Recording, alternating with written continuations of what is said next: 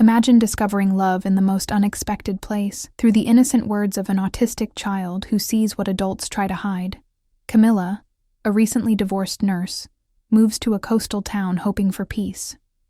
But when her son Evan bonds with their mysterious neighbor Rowan, everything changes with one simple observation. Mommy's heart beats weird when you're here. Before we dive into this touching story, please subscribe to the channel, hit that notification bell, and let me know in the comments where you're watching from. The moving truck pulled away, leaving boxes scattered across the porch. A new beginning was about to unfold. I stood on the porch, watching the moving truck disappear down Maple Street, leaving behind a trail of exhaust and the echo of my old life. The coastal breeze carried salt and something else. Hope, maybe. Or just the smell of fish from the harbor 2 blocks away. "Mommy, listen," Evan whispered, tugging at my sleeve with that gentle insistence that meant he'd discovered something important. I paused, boxes forgotten. My 8-year-old son stood perfectly still, his head tilted like he was receiving a secret message from the universe. That's when I heard it too, a rhythmic ticking, like a heartbeat made of metal and time, drifting through the afternoon air. "Tick-tock, tick-tock," Evan murmured, his eyes lighting up the way they did when he found something that made sense in his beautifully organized world. The sound came from next door, from a small shop with a hand-painted sign that read, "Hale's Timepieces," in elegant script.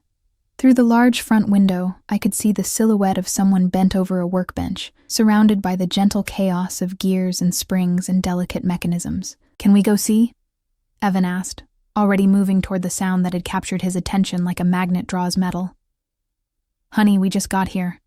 Maybe we should unpack first, get settled."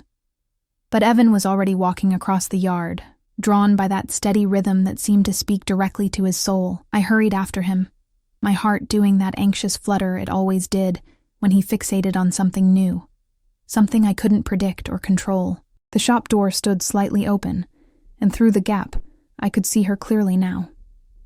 She was maybe 35, with dark hair pulled back in a messy bun, secured with what looked like a pencil, and reading glasses perched on her nose. Her hands moved with the precision of a surgeon, delicate and sure, as she worked on what appeared to be an antique pocket watch. She wore a soft gray sweater that brought out the color of her eyes, and there was something peaceful about her presence, something that made the chaotic day feel suddenly manageable. Evan stopped at the threshold, not entering but listening with his whole body, swaying slightly to the rhythm of dozens of clocks all ticking in their own time. "The big hand and the little hand," he whispered to himself, a phrase he'd learned from his therapy sessions. "Time moves in circles, but it always goes forward." That's when she looked up. Her eyes were the color of storm clouds, gray with hints of blue, and when they met mine through the doorway, something shifted in the air between us. She didn't startle at seeing strangers at her door, didn't look annoyed or inconvenienced. Instead, she smiled, not the forced, uncomfortable smile most people gave when they first encountered Evan's intensity, but something genuine and warm and completely natural. "Hello there," she said softly, addressing Evan directly rather than looking to me for permission or explanation. "Do you like the sound?" Evan nodded, still not crossing the threshold but continuing his gentle swaying. "They're all talking to each other, different voices, but they understand each other." "That's exactly right," she said, setting down her tools and giving Evan her full attention. "You have very good ears." "I'm Evan Turner," he replied, his voice barely above a whisper. "We just moved to the blue house with the white shutters." "The blue house," she repeated, as if this was the most important information she'd received all day. "That's wonderful. I've been hoping for good neighbors who appreciate the sound of time." I stepped forward, feeling like I should introduce myself, explain about Evan's autism, prepare her for his quirks and needs, and the way he sometimes said things that were too honest or too perceptive. But something in her expression stopped me. She wasn't looking at my son like he was different or challenging or something to be managed. She was looking at him like he was exactly who he was supposed to be, like his unique way of seeing the world was a gift rather than a burden. "I'm Camila," I said finally, my voice coming out rougher than I'd intended. "Evan's mom." "We're sorry to bother you. He just heard the clocks and..." "No bother at all," she said, standing up slowly, careful not to make any sudden movements that might startle Evan. "I'm Rowan Hale, and you're not bothering me. You're brightening my day." She moved toward the door, and I caught a whiff of her scent, vanilla and metal polish, and something clean and comforting. "Would you like to come in and see the clocks, Evan? They each have their own personality, their own voice." Evan's eyes widened with wonder. "Their own voice? This one." She pointed to a grandfather clock in the corner. Its dark wood gleaming in the afternoon light sounds like a gentle giant taking slow, deep breaths. "And this little one," she indicated a delicate mantel clock with intricate brass details, "whispers like it's telling secrets to the wind." For the first time since the divorce, since the move, since everything fell apart and we had to rebuild our lives from scratch, I saw my son's face light up with pure, uncomplicated joy. "Can I listen to them? Can I learn their names?" "Of course," Rowan said, and her smile was radiant. "But maybe tomorrow? I'm just closing up for the day, and I bet you and your mom have lots of unpacking to do." Evan nodded solemnly, accepting this boundary without the meltdown I'd been bracing for, without the negotiation and pleading that usually accompanied any delay in his plans. "Tomorrow," he repeated carefully. "After breakfast, but before lunch." "That sounds absolutely perfect," Rowan agreed, and I could tell she meant it. As we walked back to our house, Evan chattering about the different clock sounds he wanted to hear, the stories he wanted to learn, the way Rowan's eyes had crinkled when she smiled, I found myself glancing back at the shop. Rowan stood in the doorway, watching us go, and when our eyes met again, she raised her hand in a small wave that made my chest tighten in a way that had nothing to do with anxiety and everything to do with possibility. "Mommy," Evan said as we reached our front door, "she understands the sounds." "What do you mean, sweetheart?" "The lady with the clocks. She hears them the same way I do." He paused, considering his words with that careful precision he brought to everything important. "I think she might be like me, different, but good different." That night, as I unpacked boxes and tried to make our new house feel like home, I kept thinking about storm-gray eyes and gentle hands, and the way Rowan had spoken to Evan like he was the most fascinating person in the world. Through my bedroom window, I could see the soft glow of light from the clock shop, and I wondered what it would be like to have someone in my life who understood not just me, but my son too. Someone who saw his differences as gifts rather than challenges. The thought scared me more than I wanted to admit. But as I drifted off to sleep, lulled by the distant sound of ticking clocks, I realized that for the first time in months, I wasn't afraid of tomorrow. I woke up to the sound of Evan's voice drifting through the house like a gentle mantra. "After breakfast, but before lunch. After breakfast, but before lunch." He'd been repeating it since 6 a.m., his internal clock more precise than any timepiece next door. I found him at the kitchen window, already dressed in his favorite blue shirt and carefully pressed khakis, watching the clock shop with the intensity of a scientist observing a rare and fascinating phenomenon. "She's not open yet, honey," I said, pouring coffee with hands that felt oddly shaky. The morning light streaming through the window caught the highlights in my hair, and I realized I'd taken extra care with my appearance without really thinking about it. "The sign says 9 o'clock, Evan replied without turning around, his breath fogging the glass slightly. "It's 8:47 and 32 seconds, 12 minutes and 28 seconds more." I'd learned long ago not to argue with his mathematical certainty. Instead, I made his breakfast. Toast cut into perfect triangles, orange juice in his favorite blue cup, strawberries arranged in a precise line on his plate, and tried to ignore the flutter in my stomach that had nothing to do with caffeine and everything to do with the prospect of seeing Rowan again. At exactly 9 a.m., we watched through the window as Rowan flipped the closed sign to open, her movements graceful and deliberate. "Now?" Evan asked, practically vibrating with excitement. "Now," I agreed, though my palms were suddenly sweating and my heart was doing that weird, irregular thing that happened when I was nervous and excited at the same time. The bell above the door chimed as we entered, a clear, sweet sound that made Evan smile with genuine delight. The shop was even more magical in the morning light. Hundreds of clocks covering every surface, each one ticking in its own rhythm, creating a symphony of time that was somehow both chaotic and perfectly harmonious.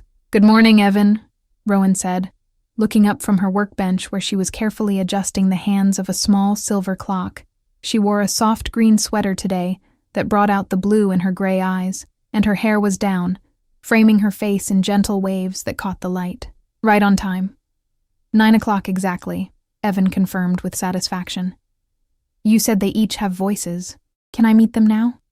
"I did say that, didn't I?" Rowan set down her tools and stood, moving with that same careful grace I'd noticed yesterday. "Which one would you like to meet first?" Evan walked slowly through the shop, his head tilted in that characteristic way, listening with an intensity that most people found unsettling, but that Rowan seemed to understand instinctively. I followed, hyper-aware of her presence beside me, the way she smelled like vanilla and metal polish, the way she watched my son with such focused, genuine attention. "That one," Evan said finally, pointing to a small cuckoo clock on the wall, its wooden case carved with intricate flowers and birds. "It sounds happy, like it's excited about something." "Excellent choice," Rowan said, and her smile was radiant. "That's Klaus. He's from Germany, and he's been keeping happy time for almost 60 years. He belonged to a baker who used him to time her bread." "Klaus," Evan repeated, testing the name on his tongue. "Does he have friends?" "Oh, yes. Would you like to meet Beatrice?" Rowan gestured to an elegant mantel clock with a silver face and delicate Roman numerals. "She's very sophisticated. She came from a mansion in Boston where she kept time for fancy dinner parties." For the next hour, I watched my son come alive in a way I hadn't seen since before his father left. Rowan introduced him to clock after clock, each with its own personality and story. She never talked down to him, never seemed impatient with his questions, or his need to touch each timepiece gently with one finger, feeling for vibrations and listening for the subtle differences in their rhythms. "This one's sad," Evan said suddenly, stopping in front of an old grandfather clock that had stopped working, its pendulum still and silent. "You're very perceptive," Rowan said softly, and there was something in her voice that made me look at her more closely. "That's Henry. He's been quiet for a long time. Sometimes clocks need rest, just like people do when they're hurt. Can you fix him?" "I'm trying. But some things take time to heal, and you can't rush the process. You have to be patient and gentle, and trust that eventually, with enough care, they'll find their rhythm again." The way she said it, looking not at the clock, but at me, made my breath catch in my throat. There was something in her expression, an understanding that went deeper than just talking about timepieces. "Mommy used to be sad," Evan said matter-of-factly, with that brutal honesty that children possess. "But she's better now. Daddy made her heart hurt, but hearts can get fixed too, can't they?" I felt heat rush to my cheeks, embarrassment and something else, a vulnerability I wasn't ready to acknowledge. "Evan, honey, it's okay," Rowan said gently, her voice warm and understanding. "Hearts are a lot like clocks, aren't they, Evan? Sometimes they need someone who understands how they work, someone patient enough to help them find their rhythm again." Our eyes met over Evan's head, and something passed between us. Recognition, maybe, or understanding. Like she knew what it felt like to have your rhythm disrupted, your timing thrown off by someone who didn't appreciate the delicate mechanism of your heart. "Can I come back tomorrow?" Evan asked suddenly. "I want to learn about all of them. I want to help you take care of them." "If your mom says it's okay," Rowan replied. But she was still looking at me with those storm gray eyes that seemed to see right through all my carefully constructed defenses. "Please, Mommy. I want to learn how to help the sad clocks feel better. We don't want to be a bother," I started. But Rowan shook her head. "You're not a bother. Actually," she hesitated, then seemed to make a decision. "I could use an assistant, someone with good ears, who understands that every timepiece has its own personality, its own needs." Evan's face lit up like Christmas morning, and the 4th of July rolled into one. "Really? I could be your assistant?" "If you want to. And if your mom thinks it's a good idea." They both looked at me expectantly, and I realized I was standing at a crossroads. I could say no, keep us safe in our little bubble, protect us from the possibility of disappointment, or complications, or the messy vulnerability that came with letting people into our lives, or I could say yes, and see where this unexpected connection might lead. I think, I said slowly, my voice steadier than I felt. That sounds wonderful. Evan clapped his hands once, a gesture of pure joy that made Rowan smile so wide I could see the small gap between her front teeth that somehow made her even more beautiful. Tomorrow then, she said. Same time? Same time, Evan agreed solemnly. As we walked home, Evan chattering about Klaus and Beatrice and poor broken Henry, I found myself thinking about what Rowan had said about hearts being like clocks. Maybe she was right. Maybe some things just needed someone who understood how they worked, someone patient enough to help them find their rhythm again. And maybe, just maybe, I was ready to let someone try to understand mine. 3 weeks into our new routine, I'd started to look forward to our morning visits to the clock shop almost as much as Evan did. Maybe more, if I was being completely honest with myself, which I was trying very hard not to be. Rowan had been true to her word about making Evan her assistant. She taught him to wind the smaller clocks with careful, precise movements, showed him how to listen for irregularities in their rhythms, and even let him help organize her tools in the specific way that made sense to his beautifully ordered mind. He thrived under her patient guidance, his confidence growing with each passing day like a flower finally getting the right amount of sunlight. And I was falling, hard and fast, and completely against my better judgment. Not that I'd admit it out loud, not even to myself, most days. But there was no denying the way my pulse quickened when Rowan smiled at me, or how I'd started taking extra care with my appearance in the mornings, choosing sweaters that brought out my eyes and actually putting on lip gloss for the first time since the divorce. "Mommy, you're staring again," Evan said from his spot on the floor, where he was carefully polishing a small brass clock under Rowan's supervision, his tongue poking out slightly in concentration. Heat flooded my cheeks. "I'm not staring, honey. I'm just watching you work." Rowan looked up from her workbench, catching my eye with an amused expression that made my stomach flip in the most delicious way. "It's okay. I like being watched by you." The words hung in the air between us, loaded with meaning that made my breath catch, and my heart do that irregular flutter that seemed to happen whenever she looked at me like that. I busied myself with my coffee cup, trying to ignore the way Rowan's gaze lingered on my face, the way her eyes seemed to see right through all my carefully constructed defenses. "There," Evan said, holding up the newly polished clock, its brass surface gleaming in the morning light. "All shiny and beautiful again." "Perfect," Rowan said, but she was still looking at me when she said it. "You're getting very good at this, Evan. You have gentle hands and a patient heart." "I like making things beautiful again," he replied, then paused in that way he did when he was processing something important, his head tilting as if he was listening to something only he could hear. "Like how you make Mommy beautiful." I nearly choked on my coffee, the liquid burning my throat as I struggled not to cough. "Evan!" "What?" "You do look more beautiful now. You smile more, and you wear the pretty sweaters, and you do your hair different, and your heart." He stopped, his expression growing serious and thoughtful. "What about my heart, sweetheart?" I asked, though part of me was terrified of the answer, knowing my son's uncanny ability to observe things that adults tried to hide.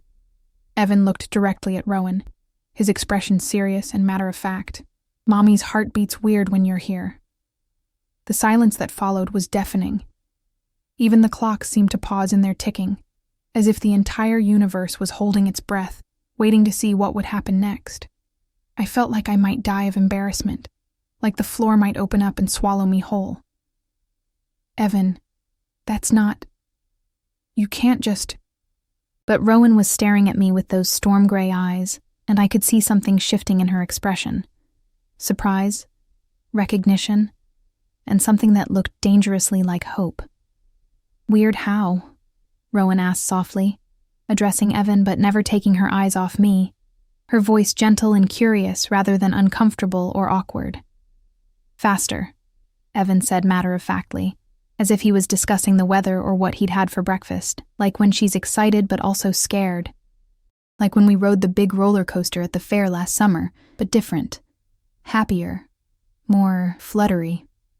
I wanted to disappear into the floor, to run away and hide and pretend this conversation had never happened, My 8-year-old son had just announced to our beautiful neighbor that I had feelings for her, using his uncanny ability to read people's physical responses like an open book. I started to stand, ready to flee, to grab Evan and make some excuse about errands or appointments or anything that would get us out of this mortifying situation.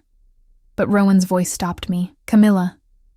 The way she said my name, soft and careful, and full of something I was afraid to identify, made me freeze in place. "It's okay," she said, her voice barely above a whisper. "It's not okay. He shouldn't have said that.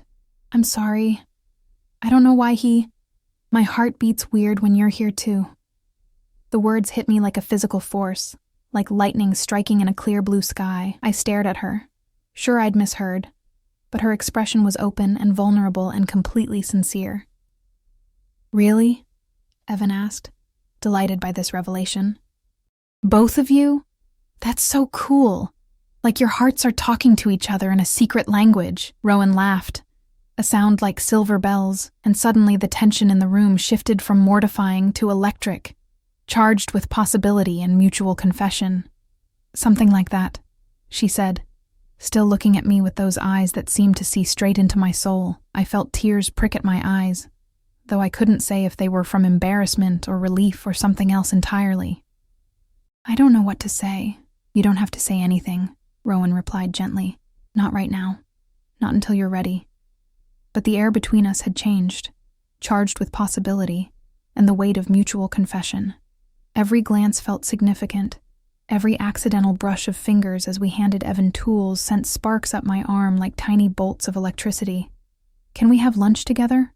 Evan asked suddenly, his voice bright with excitement. "All three of us? Like a family?"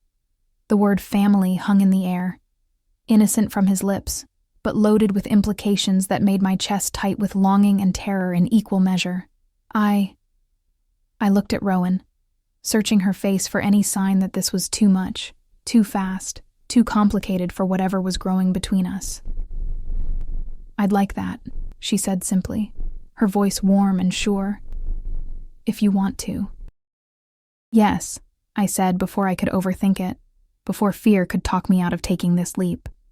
"Yes, I'd like that too." Evan clapped his hands, that gesture of pure joy that never failed to make me smile even in the most overwhelming moments. "Perfect. We can eat sandwiches and listen to the clocks, and maybe Rowan can tell us more stories about Henry and Klaus and all the others." As we prepared for lunch, moving around each other in the small space behind the shop, I caught Rowan watching me with an expression I couldn't quite read, soft and wondering, and something that looked like amazement. "What?" I asked, suddenly self-conscious. "Nothing," she said, but she was smiling, that radiant smile that made my weird beating heart skip entirely. "Just, your son is pretty amazing." "He is," I agreed, watching Evan carefully arrange napkins in perfect alignment. "Even when he says things that make me want to hide under a rock, especially then," Rowan said, and the warmth in her voice made my chest fill with something that felt suspiciously like hope. Maybe Evan was right. Maybe our hearts were talking to each other, finding a rhythm that neither of us had expected, but both of us desperately needed. And maybe, just maybe, that wasn't something to be afraid of after all. I spent the next 3 days avoiding the clock shop like it might explode if I got too close, like proximity to Rowan might somehow make my feelings more real, more dangerous, more likely to end in the kind of heartbreak I wasn't sure I could survive again. It was ridiculous, I knew that. Completely irrational and unfair to everyone involved. But every time I thought about what had happened, about Evan's innocent observation and Rowan's quiet confession, my chest got tight and my palms started sweating, and all I could think about was how much it would hurt when this inevitably fell apart. "My heart beats weird when you're here too." The words played on repeat in my head, making it impossible to focus on anything else. I'd moved here for peace, for simplicity, for a chance to rebuild our lives without complications or messy emotions, or the terrifying vulnerability that came with letting someone new into our carefully constructed world. Falling for my neighbor definitely qualified as a complication.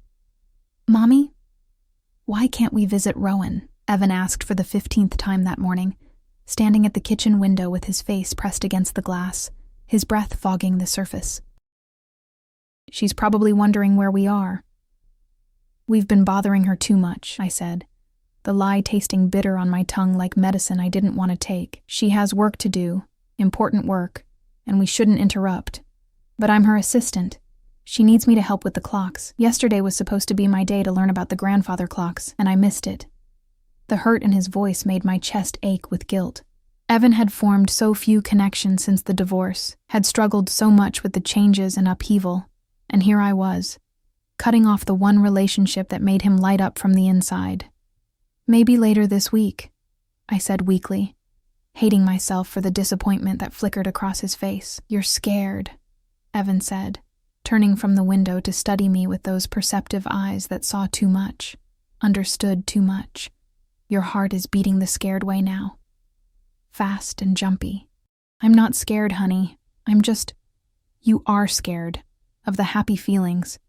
Daddy made you scared of happy feelings, didn't he? The accuracy of his observation hit me like a physical blow. Out of the mouths of babes, indeed. How could an 8-year-old see so clearly what I'd been trying to hide from myself? It's complicated, Evan. No, it's not, he said, with the absolute certainty that only children possess.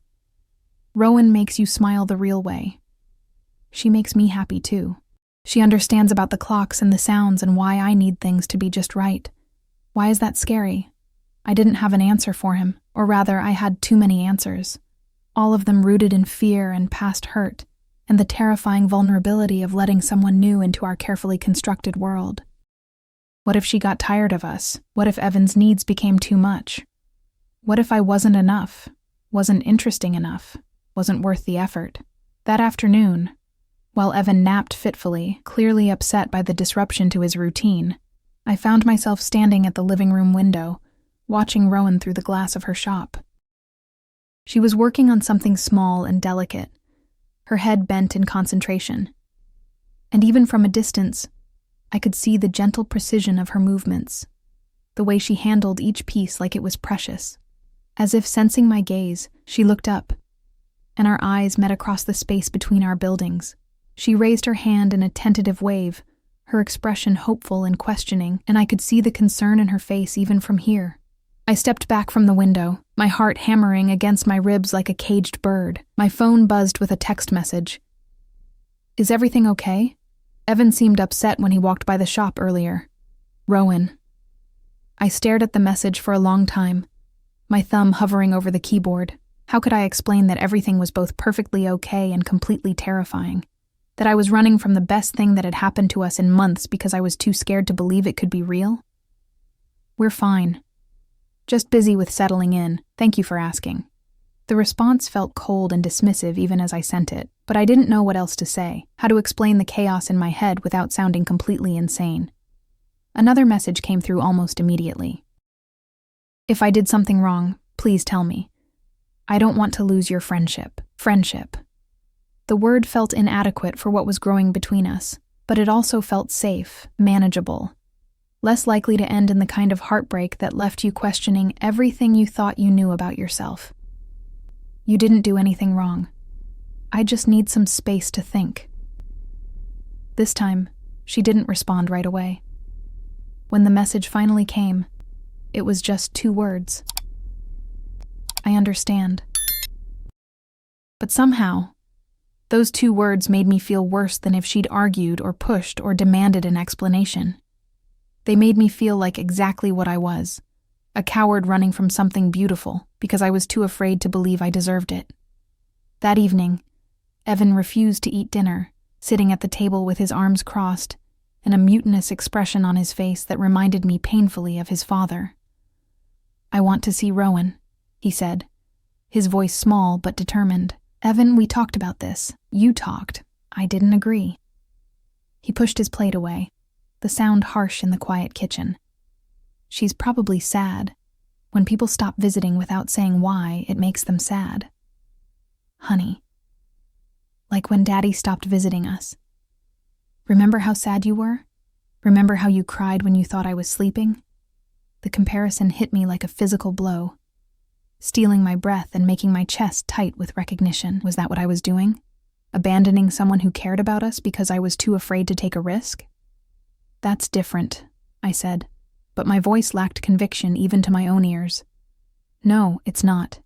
You're being mean to someone who's nice to us, someone who makes us both happy. That's not what good people do, Mommy. Out of the mouths of babes, indeed. That night, I lay in bed staring at the ceiling, listening to the distant sound of ticking clocks, and thinking about Rowan's message. I don't want to lose your friendship. What if I was throwing away something beautiful, because I was too scared to believe I deserved it? What if my fear was hurting not just me, but Evan and Rowan too? What if I was repeating the same patterns that had destroyed my marriage, letting fear make my decisions instead of hope? Through my window, I could see the soft glow of light from the clock shop.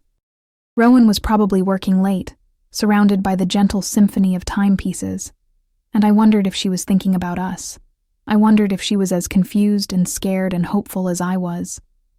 Tomorrow, I decided. Tomorrow I would figure out how to be brave enough for all of us. Tomorrow I would stop letting my past dictate my future. But tonight, I would let myself admit the truth. I was falling in love with Rowan Hale, and that terrified me more than anything I'd ever felt before. Because this time, it wasn't just my heart on the line. It was Evan's too, and his happiness mattered more than my fear. The town's annual harvest festival was supposed to be a fresh start for us. A chance to meet our neighbors, for Evan to experience something fun and normal, for me to prove that we could build a life here that didn't revolve around hiding from our feelings or running from the possibility of connection. I should have known better. I should have remembered that Evan's tolerance for crowds and noise and sensory overload had very specific limits, and that pushing those limits rarely ended well for anyone involved.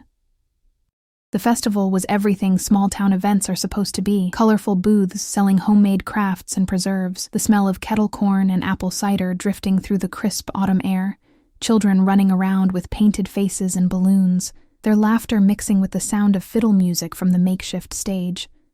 It should have been perfect, the kind of wholesome community experience I'd dreamed of when I decided to move us here, but I'd forgotten that what looks perfect from the outside can feel overwhelming from the inside. Too loud, Evan whispered, pressing his hands over his ears as we walked past the live band, his face already showing the telltale signs of stress. Mommy, it's too loud and too bright, and there are too many smells. I know, sweetheart. We can leave if you need to, I said, reaching for his hand.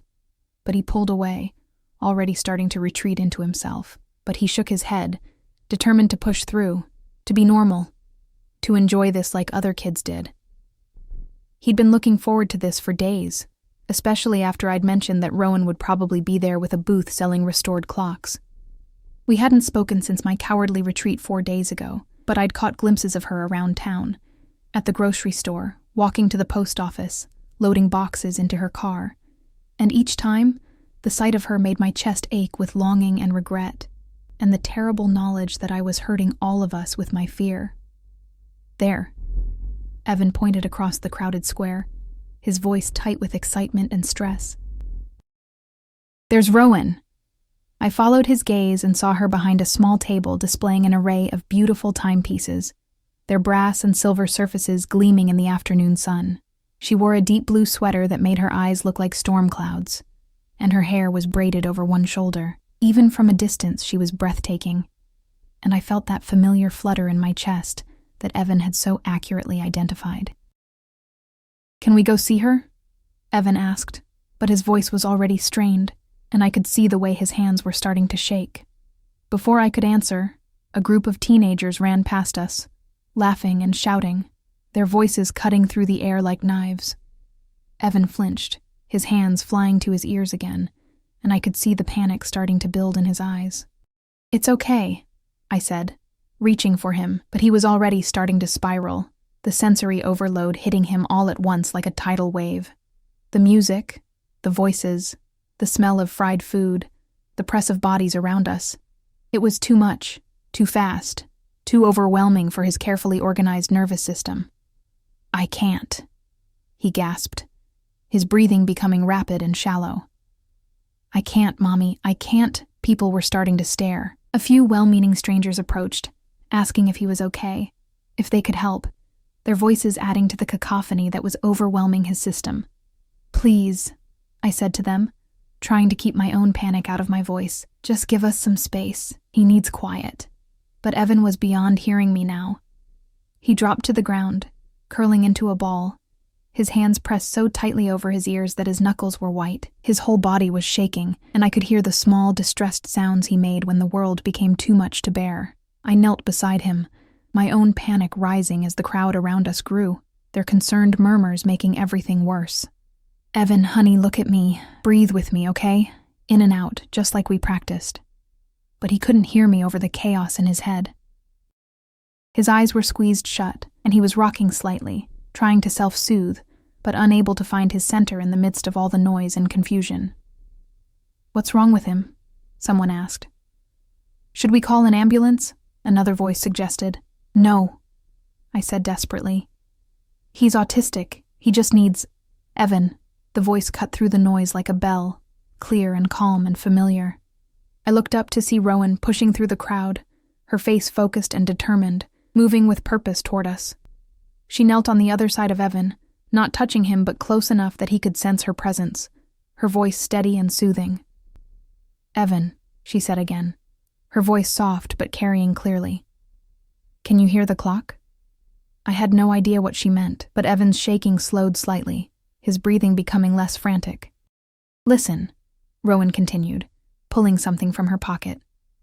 It was a small pocket watch, and she held it close to Evan's ear. Tick-tock, tick-tock. Just like Klaus, remember? Steady and calm and not in any hurry.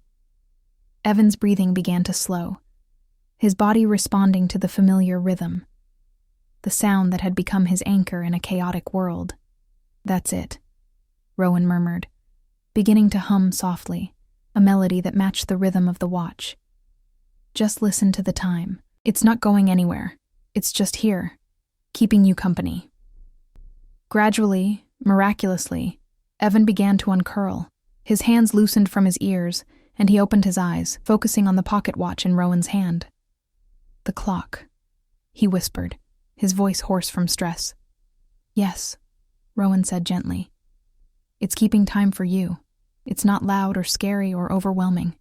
It's just here, being steady." The crowd had dispersed, sensing that the crisis was passing, leaving just the three of us in our small bubble of calm. "Can you sit up?" Rowan asked gently, and Evan nodded, slowly pushing himself upright, his eyes still fixed on the watch. "Better?" she asked, and he nodded again, though his face was still pale and his hands were still trembling slightly. I felt tears streaming down my face, relief, gratitude, and something deeper that I couldn't name. "Thank you," I whispered to Rowan, my voice breaking. I didn't know what to do. I couldn't reach him. "You were doing exactly the right thing," she said, her eyes soft with understanding. "Sometimes we just need backup, someone who speaks the same language." Evan looked between us, his expression serious and thoughtful. "I'm sorry I got scared. You don't need to apologize for being overwhelmed," Rowan said firmly. "Everyone gets overwhelmed sometimes. The important thing is that you're safe now." "Will you come home with us?" Evan asked suddenly, his voice small and vulnerable. "I don't want to be here anymore, but I don't want you to go away again either." The request hung in the air between us, loaded with everything we hadn't said over the past few days. All the hurt and confusion and longing that I'd been too afraid to acknowledge. "If your mom says it's okay," Rowan replied, looking at me with a question in her eyes, hope and uncertainty warring in her expression. I thought about all the reasons I'd been avoiding her, all the fears that had kept me awake at night, all the ways I'd convinced myself that keeping my distance was protecting us. Then I looked at my son, who was calm now because this woman had known exactly how to reach him in his moment of greatest need. "Please," I said, my voice steady, despite the tears still streaming down my face. "Come home with us." Evan fell asleep on the couch within an hour of getting home, emotionally exhausted from the day's events, his small body finally relaxing after the stress of the festival. I covered him with his favorite blanket, the soft blue one with tiny stars that he'd had since he was 3, and dimmed the lights, then found Rowan in the kitchen, making tea without being asked, moving around the space like she belonged there. "You don't have to," I started, but she held up a hand to stop me. "I want to," she said simply, handing me a steaming mug that smelled like chamomile and honey. "It helps with anxiety. My brother taught me that. We sat at my small kitchen table, the silence between us comfortable but charged with everything we hadn't said. Everything that had been building between us for weeks. Through the window, I could see the soft glow from her clock shop, and I realized how much I'd missed this. Her presence, her calm energy, the way she made everything feel more manageable just by being there.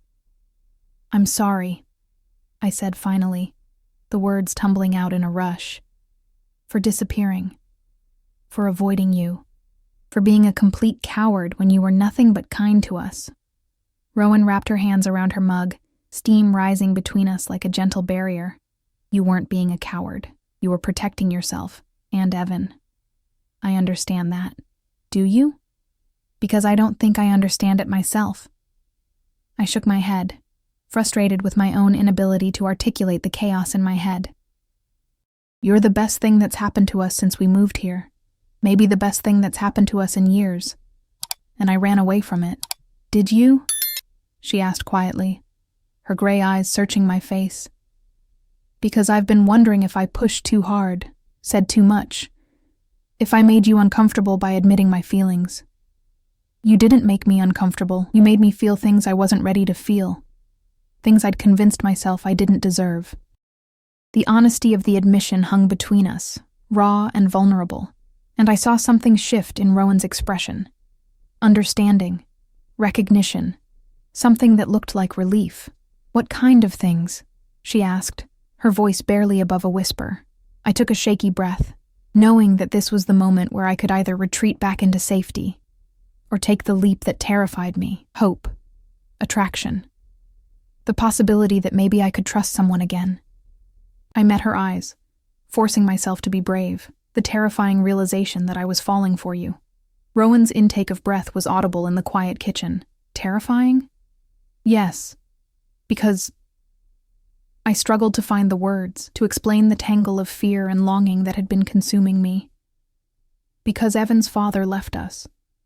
Because he said I was too much work, that Evan was too complicated, too demanding. Because I've spent the last year believing that we were fundamentally unlovable. Camila. Rowan reached across the table, her fingers brushing mine, warm and steady and real. "You're not too much work, either of you. You're not unlovable. How can you know that? You barely know us, our history, all the ways we're broken." "I know that you're an amazing mother who would do anything for her son," she said firmly. "I know that Evan is brilliant and sensitive, and sees the world in ways that make it more beautiful. I know that you both make me want to be better than I am, make me want to be worthy of the trust you've given me." Tears pricked at my eyes, threatening to spill over. "You saved him today, at the festival. I didn't know what to do, and you knew exactly what he needed." "I recognized the signs," Rowan said softly, her thumb tracing gentle circles on the back of my hand. "My younger brother was autistic. He died in a car accident when he was 16. But before that, I learned how to help him through the overwhelming moments. The revelation hit me like a physical blow, explaining so much about her intuitive understanding of Evan's needs." "Rowan, I'm so sorry. I had no idea. It's why I became a clockmaker," she continued, her voice thick with old grief. "He loved the sound of ticking, said it helped his brain organize itself when everything else felt chaotic. After he died, I couldn't stand silence. The clocks, they keep him with me in a way." I turned my hand palm up, letting her fingers intertwine with mine, offering what comfort I could. "Is that why you moved here? To a small town where you could work alone with your memories?" "Partly. Also because I was running from a relationship that ended badly. Someone who said I was too quiet, too focused on my work, too much like my brother." She shrugged, but I could see the old hurt in her eyes. "Too different to be worth the effort. They were an idiot," I said fiercely, surprising myself with the vehemence in my voice. Rowan smiled, the first real smile I'd seen from her all evening. So was Evan's father. We sat in comfortable silence for a while, our hands linked across the table, both of us processing the weight of what we'd shared, the vulnerability we'd offered each other like gifts. "I don't know how to do this," I admitted finally, my voice small in the quiet kitchen. "I don't know how to let someone in without being terrified that they'll leave when things get difficult. I don't know either," Rowan said honestly, But maybe we could figure it out together? Take it slow? Be patient with each other's fears? What if I mess it up? What if I hurt you? Or you hurt us? What if Evan gets attached and then... What if we don't? She countered gently, her voice warm with possibility. What if we're careful with each other? What if we take it one day at a time and see what happens? I looked at her, really looked at her, taking in the gentle curve of her mouth, the way her eyes crinkled slightly at the corners, the patient way she waited for my answer without pushing or demanding or making me feel rushed. I'd like that, I said finally, my voice steadier than I felt. I'd like to try. Rowan's smile was radiant, transforming her entire face. Yeah? Yeah. But I need you to know that Evan comes first. Always. His needs, his happiness, his well-being, they're not negotiable. I wouldn't want it any other way, she said without hesitation. He's part of you, Camila. Loving you means loving him too. The word loving hung in the air between us, too big and too soon, but somehow exactly right, like a clock finding its perfect rhythm. Is that what this is? I asked, my heart hammering against my ribs. Love? I think it might be, Rowan said softly. Or at least the beginning of it. I squeezed her hand, marveling at how right it felt to have her fingers intertwined with mine.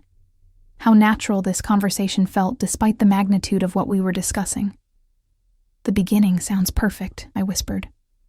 We talked until nearly midnight, sharing stories about our pasts, our fears, our hopes for the future. When Rowan finally got up to leave, I walked her to the door, suddenly reluctant to let her go, to break this spell of honesty and connection. Thank you, I said, my hand on the doorknob, for today, for tonight, for being patient with me when I was too scared to be brave. Thank you for letting me in, she replied, her voice warm with affection. For trusting me with your story, with Evan's needs. We stood there for a moment, close enough that I could smell her vanilla scent, could see the flecks of blue in her gray eyes. When she leaned in and pressed a soft kiss to my cheek, my heart did that weird beating thing that Evan had noticed, but this time it didn't scare me. It felt like coming home. 3 months later, I woke up to the sound of laughter drifting through the house, Evan's bright giggle mixing with Rowan's deeper chuckle, creating a symphony of joy that made my heart swell with contentment. I found them in the kitchen, flour dusting every conceivable surface as they attempted to make pancakes, their faces streaked with batter, and their eyes bright with mischief. "Mommy!" Evan called when he saw me, his voice bubbling with excitement. "Rowan's teaching me to cook, but we're not very good at it yet. We made a mess, but it's a happy mess. I can see that," I said, taking in the chaos with amusement and affection. Flour covered the counters, the floor, and somehow even the ceiling. "What happened here?" "The flour exploded," Rowan explained, grinning sheepishly, her hair dusted white and a streak of batter across her cheek. She'd never looked more beautiful, standing there in my kitchen like she belonged, like she'd always been part of our morning routine. Evan thought we needed more, and I thought we needed more, and now we have enough flour for a whole bakery. Evan finished proudly, holding up his hands which were completely white with powder. "But look, I can make handprints." He pressed his palms against the dark countertop, leaving perfect white impressions, and Rowan laughed, the sound filling the kitchen with warmth. I walked over to her, reaching up to brush the flour from her cheek, the simple touch sending warmth spreading through my chest, not the panicked flutter of before, but something steady and sure and completely right. "Good morning," I murmured, my fingers lingering on her skin. "Good morning," she replied, her eyes soft with affection and something deeper, something that had grown between us over these past months of careful courtship and gentle trust-building. "Are you going to kiss?" Evan asked matter-of-factly, pausing in his pancake flipping to watch us with scientific interest. "Because if you are, I want to watch. I like when you're happy, and kissing makes you both happy." Rowan and I looked at each other and burst into laughter, the easy, comfortable laughter of people who had learned to find joy in the everyday moments. "Maybe later," I said, ruffling Evan's flour-dusted hair, "when you're not covered in half the kitchen." "I'm always covered in something," Evan pointed out with 8-year-old logic. Yesterday it was paint from art class, and last week it was mud from helping Rowan in her garden, and the day before that it was chocolate from making cookies. Fair point, Rowan said, and before I could react, she leaned down and kissed me softly, right there in our flour-dusted kitchen with my son as an enthusiastic audience. It was perfect, gentle and sweet, and full of the love that had grown between us like a carefully tended garden. There, Evan said with deep satisfaction, returning to his pancakes. Now your heart is beating the happy way. I can tell without even listening. He was right. My heart was beating the happy way, steady and strong and full of love for this woman who had walked into our lives and made everything brighter, more colorful, more complete. How can you tell? Rowan asked, genuinely curious about Evan's remarkable ability to read emotions and physical responses. It's different now, Evan explained, mixing pancake batter with intense concentration, his tongue poking out slightly as he worked. Before, when Mommy was sad after Daddy left, her heart sounded tired and slow, like a clock that needed winding. And when she was scared about liking you, it sounded jumpy and fast, like it couldn't decide what rhythm it wanted. But now it sounds like music. Like music? I repeated, touched by his poetic description. Like the clocks in Rowan's shop when they're all working together perfectly. Different rhythms, but they make something beautiful when they're in harmony. He looked up from his mixing, his face serious and thoughtful. That's what love sounds like, I think. Like different heartbeats finding the same song. Rowan's eyes filled with tears, and she had to set down her spatula to wipe them away. That's the most beautiful thing anyone's ever said about love, Evan. Is that what this is? Evan asked, looking between us with that direct gaze that saw everything. Love? Real love? Not just the pretend kind that grown-ups sometimes do? I looked at Rowan, remembering our conversation that night 3 months ago, when we'd first admitted our feelings, when we'd promised to take things slow and be patient with each other's fears. We had taken it slow. Careful dates, long conversations, gradual integration into each other's lives. Rowan had been endlessly patient with my moments of panic, gentle with Evan's specific needs, and constant in her affection for both of us. She'd learned his routines, understood his triggers, celebrated his victories. She'd taught him to repair clocks and tend gardens and make pancakes, even disastrous ones. She'd become not just my partner, but his friend, his teacher, his safe person. Yes, I said, my voice steady and sure, filled with a confidence I'd never felt before. This is love. Real, honest, forever love. Good, Evan said, flipping a pancake with surprising skill. I love Rowan too. She understands about the clocks and the sounds, and she never gets mad when I need quiet time. And she makes you smile the real way instead of the pretend way you used to do. The real way? Rowan asked, her voice thick with emotion. The way that reaches your eyes and makes your whole face light up, Evan explained with the matter-of-fact wisdom that sometimes took my breath away. Daddy never made you smile the real way. He made you smile the careful way, like you were afraid it might break, but Rowan makes you smile like you're not afraid of anything. I felt tears prick at my eyes, overwhelmed by my son's perceptiveness and by the truth of his words. Rowan did make me smile the real way. She made me feel like myself again. Not just Evan's mother, or a divorced woman trying to rebuild, but Camila, whole and worthy of love, and capable of giving it in return. I love you both too, Rowan said, her voice thick with emotion, her eyes bright with unshed tears. More than I ever thought possible. You've given me a family I never dared to hope for. We spent the morning eating slightly burned but perfectly delicious pancakes and making plans for the day. Rowan had promised to teach Evan how to repair a particularly challenging mantel clock, and I had the day off from the hospital where I'd been working as a nurse. It was ordinary and perfect, and everything I'd never dared to hope for when I'd packed our lives into boxes and driven to this small coastal town.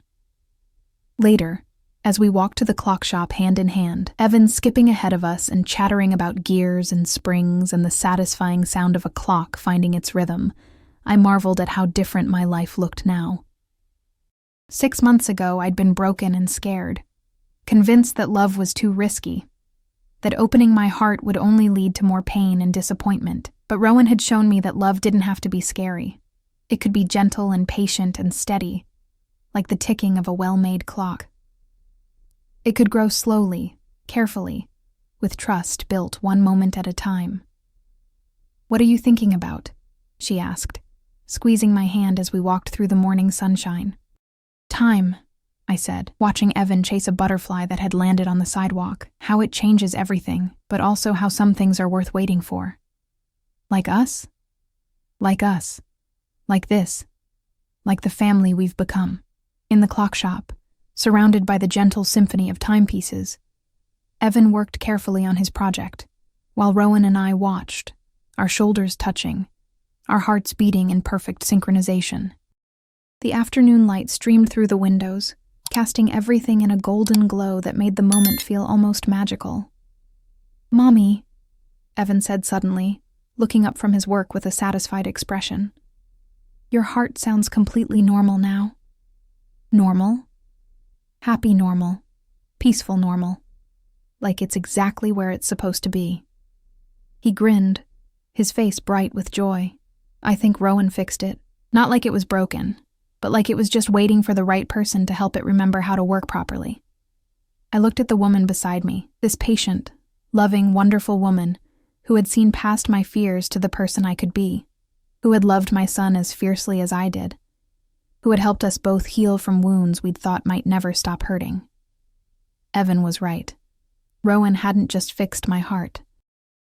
She'd helped me remember how to use it, how to trust it, how to let it lead me toward happiness instead of away from it. "I love you," I whispered to Rowan, the words coming as naturally as breathing. "I love you too," she whispered back, her eyes bright with tears and joy and the promise of all our tomorrows. And in the gentle chorus of ticking clocks, our future began to unfold, one perfect moment at a time. We had found our rhythm, all three of us, and it was beautiful. Don't forget to subscribe for more heartwarming stories about love, family, and second chances. And let me know in the comments. Do you believe that some people are worth waiting for? Your support means everything to us. And remember, the best love stories are the ones that happen when we're brave enough to let our hearts beat weird for the right person.